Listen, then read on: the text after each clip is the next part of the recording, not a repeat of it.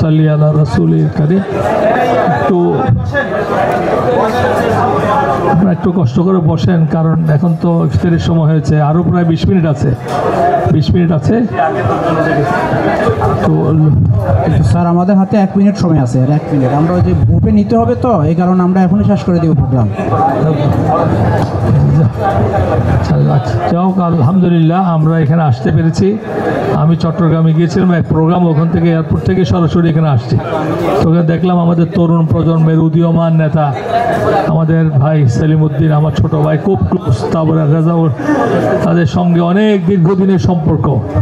অতএব আমি ইসলামী আন্দোলনের সঙ্গে আমার দীর্ঘ সম্পৃক্ততা এবং ইসলামের উপর যা বক্তব্য রাখতে পারি, কোথায় দুই একটা করার আয়াত ছোট ছোট ছিটে পিঠে যেভাবে বলি, সেগুলি মূল কন্ট্রিবিউশন ইসলামী আন্দোলন।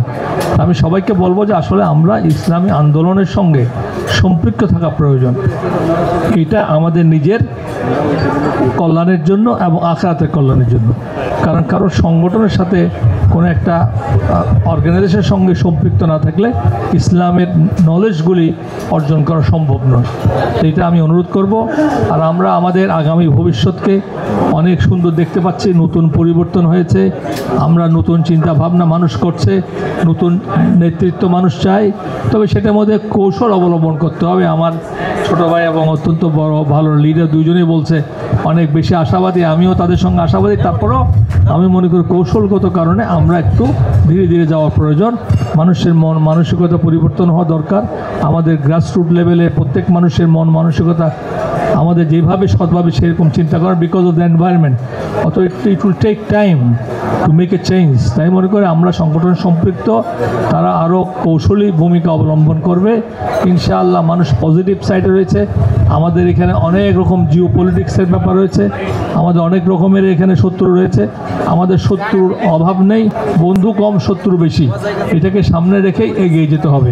উৎসাহ উদ্দীপনা থাকবে, কিন্তু কৌশলী হতে হবে। মুহাম্মদ সাল্লাল্লাহু আলাইহি ওয়াসাল্লাম যখন হিজরত করছেন, তখন আলী ইবনে তালিব রাদিয়াল্লাহু আনহুকে শোয়াইয়ে রেখে সেখানে চাদর দিয়ে মুহাম্মদ সাল্লাল্লাহু আলাইহি ওয়াসাল্লাম হিজরত করেছেন।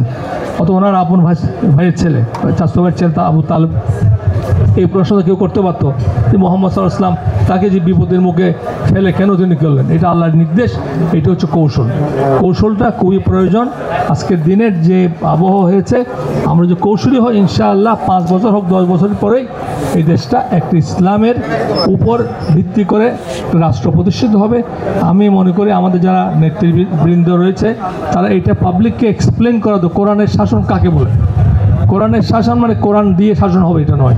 ইট উইল টেক টাইম। আমি তো কোরআনের সব বিধান তো আমি তো এখন ইমপ্লিমেন্ট করতে পারবো না, এটা সময় লাগবে। অত মানুষকে ইনসাফ প্রতিষ্ঠা হবে। যে কথাটা বললো, বৈষম্য মুক্ত একটা সমাজ, এটাই হচ্ছে কোরআনের সমাজ। এইটাকে এমফাসিস দিতে হবে যে মানুষের বৈষম্য থাকবে না, দুর্নীতি থাকবে না, ফাহেসা থাকবে না।